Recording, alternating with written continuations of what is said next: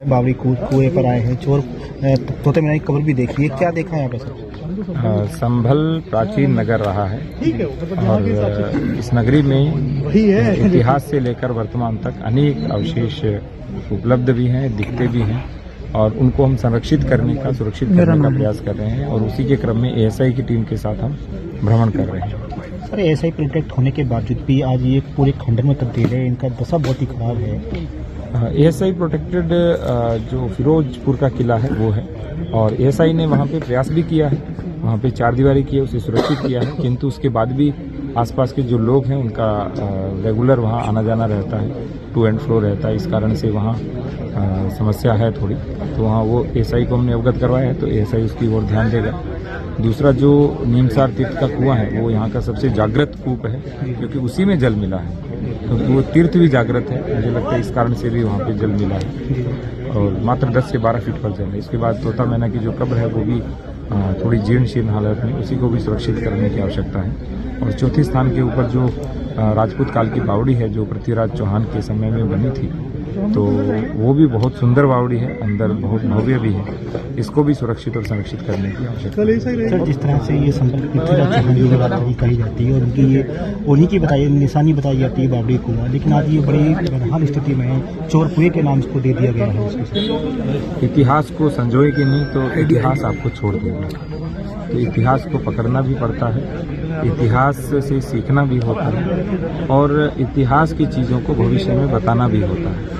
जब ये सब चीज़ें होंगी तो आप देखिए पूरे देश के अंदर जो जो स्थान हमारे हैं, मैं तो राजस्थान का रहने वाला हूँ और राजपूत काल का जो इतिहास है बहुत ही समृद्ध इतिहास है और सारा संसार घूमने आता है। तो जब हम संभल को सुरक्षित और संरक्षित रखेंगे तो पूरा संसार संभल में भी आएगा भ्रमण के लिए, तीर्थाटन के लिए, पर्यटन के लिए।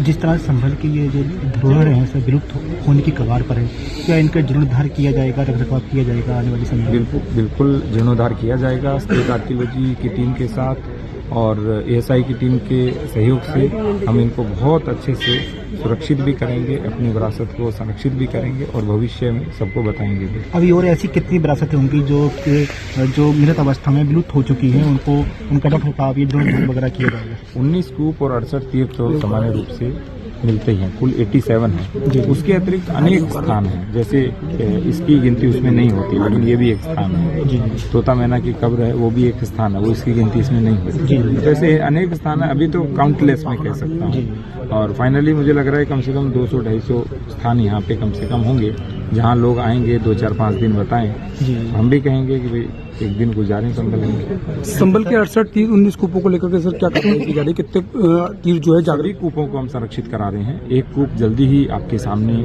उसका वर्तमान दृश्य प्रस्तुत होगा कि कितना उसका सौंदर्यीकरण और कितना उसकी साज संभाल और उसको हम संभाल रहे हैं। ये सर संभल के फिरोजपुर के किले के अलावा सर एक सोनन का भी किला था, वो भी बड़ा प्राचीन माना जाता है। वहाँ पे भी हम भ्रमण करेंगे, मैं और कप्तान साहब दोनों भ्रमण करेंगे।